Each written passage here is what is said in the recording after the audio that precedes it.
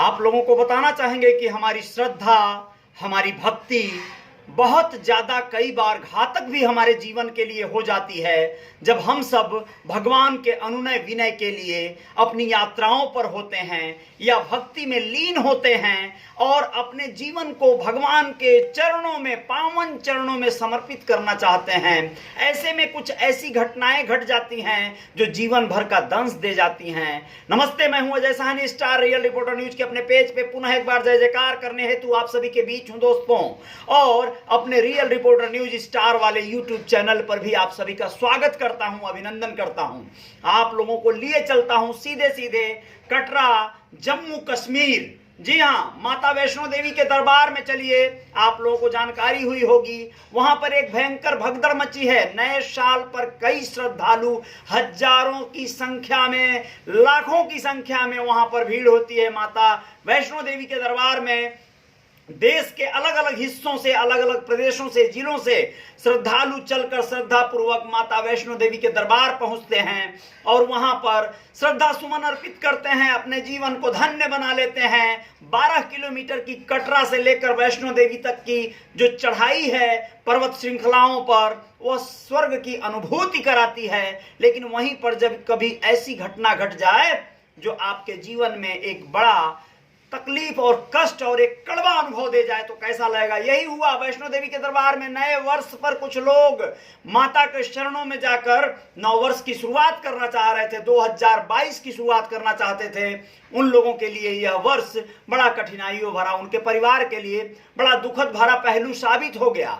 उत्तर प्रदेश के 4, यानी कहने का अलग अलग जिलों के 4 ऐसे श्रद्धालु गए थे जो उत्तर प्रदेश के हैं, जिनकी मौत हो गई है। 12 लोगों की मौत हुई है। शिनाख्त पूरी तरह से नहीं हो पा रही है, पूरी बात बता देते हैं आप लोगों को। उसके पहले बताना चाहूंगा कि आप सबको 2022 की हार्दिक हार्दिक शुभकामनाएं रियल रिपोर्टर न्यूज भी प्रेषित करता है। आप सबके जीवन में मंगल खुशियां कायम हो, आपके सबके जीवन में जय जयकार हो। आप लोगों को बताते हैं दोस्तों, प्रशासन ढूंढ रहा है एड्रेस, ऐसा कहा जा रहा है, क्योंकि प्रशासन को एड्रेस जो है क्लियर नहीं हो पा रहा है। जो फॉर्म और रजिस्टर जो होता है उसमें भरा गया था, वह अधूरी जानकारी भरी गई है, इसलिए प्रशासन को तकलीफ हो रही है। जम्मू कश्मीर स्थित वैष्णो देवी मंदिर में भगदड़ में मारे जाने वाले 4 श्रद्धालु उत्तर प्रदेश के अलग अलग जनपदों के हैं। इनकी पहचान गाजियाबाद निवासी श्वेता सिंह, जो 35 साल की थी, उनके रूप में हुई है। पत्नी विक्रांत सिंह।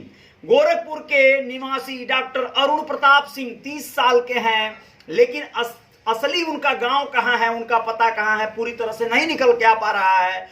वहीं सहारनपुर निवासी विनीत कुमार 38 साल के, वो धर्मवीर सिंह 35 साल के रूप में इन लोगों की पहचान हुई है। जम्मू कश्मीर प्रशासन ने 12 में से 8 श्रद्धालुओं के नाम जारी किए हैं। 4 मृतकों की शिनाख्त नहीं हो पाई है, ऐसा कहा जा रहा है। प्राथमिकी जानकारी ये आई है दोस्तों कि गाजियाबाद में सहीबाबाद और लाल कुआं इलाके में भी कुछ लोग नए साल पर वैष्णो देवी के दर्शन हेतु गए थे। जब से भगदड़ मची है तब से उनसे उनके परिजनों का संपर्क टूट गया है। इसलिए अंदाजा लगाया जा रहा है कि कहीं न कहीं हो सकता है वो भी इस दुर्घटना में शिकार हो गए हों भगदड़ का, और वो भी उनके परिवार के लोग उनकी तलाश में जुट गए हैं। उनका मोबाइल आउट ऑफ रेंज बता रहा है, मोबाइल फोन तभी से नहीं लग रहा है, संपर्क टूट गया पूरी तरह से। इससे परिजन चिंता में है। गाजियाबाद के अलावा पश्चिमी उत्तर प्रदेश के कई जिलों में भी श्रद्धालु कटरा गए हुए थे।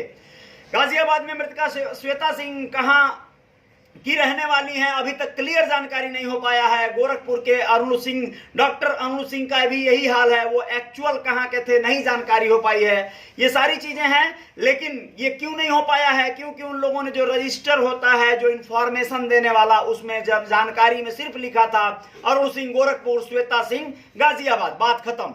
तो ये अधूरी जानकारी होने के कारण, पूरा एड्रेस न लिख पाने के कारण ये मामला सामने आ रहा है। अब आप लोगों को और बता दें कि कुछ साल पहले मथुरा में भी यही हाल हुआ था, वृंदावन में 2012 में, जब वहां पर 23 सितंबर 2012 को लाखों श्रद्धालु इकट्ठा हुए थे।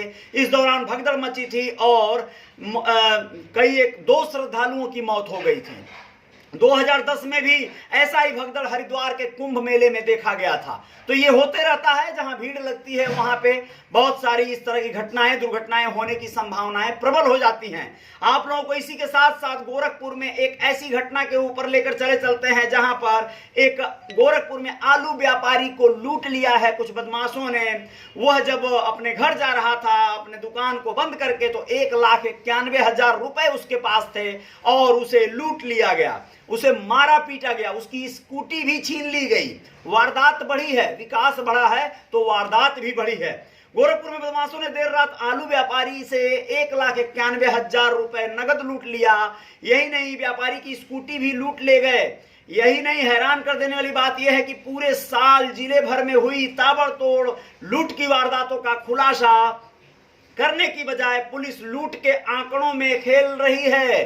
सरकारी कागजों में पुलिस ने इस साल अब तक 66 लूट की वारदात का आंकड़ा तैयार किया है, जो कि पिछले साल यानी 2020 से महज एक घटना ही दूर है, ज्यादा है, सॉरी एक घटना ज्यादा है, इस तरह का बताया जा रहा है। आप लोगों को बताएं, ये पूरी बात गोला के टीचर कॉलोनी के रहने वाले आलू व्यापारी हबीबुल्ला उर्फ गुड्डू की गोला कौड़ी राम रोड पर अतरौला गौशाला के पास मुन्ना शाह एंड कंपनी के नाम से आलू प्याज की थोक दुकान है दोस्तों। जी हाँ, इनकी थोक दुकान है और इस थोक दुकान में यह जो है अपना हिसाब किताब करके देर रात 11 बजे वे अपने घर के लिए रवाना हो गए थे, रात 11 बजे। और उसके बाद जैसे ये स्कूटी से अपने घर के लिए निकले थे, उनके पास बिक्री का कुल वसूली किया हुआ लगभग 1,91,000 रुपया था और वह लेकर ये जा रहे थे अपने घर। तब तक अभी वे अपने कॉलोनी के मोड़ पर भी पहुंचे थे कि मुंह बांधे 4 बदमाश पैदल ही सामने से आए और उन्हें रोक लिया। व्यापारी के रुकते ही बदमाशों ने उनका गला दबाना शुरू कर दिया और धक्का देकर गिरा दिया। व्यापारी के गिरते ही बदमाश स्कूटी, उसमें रखा रकम, वो कागजात लेकर फरार हो गए दोस्तों। अब ये इसके बाद व्यापारी थाने पहुंचा और पुलिस को तहरीर दी। कस्बा इंचार्ज एसआई गौरव कन्नौजिया का कहना है कि तहरीर मिलते ही मामले की छानबीन शुरू कर दी गई है।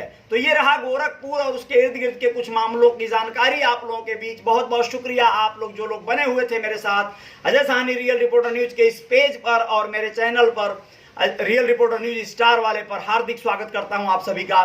बने रहिएगा, कुछ और खबरों के साथ हाजिर होते हैं। जय जयकार तो जारी रहेगी। बहुत बहुत शुक्रिया, धन्यवाद आप सभी का।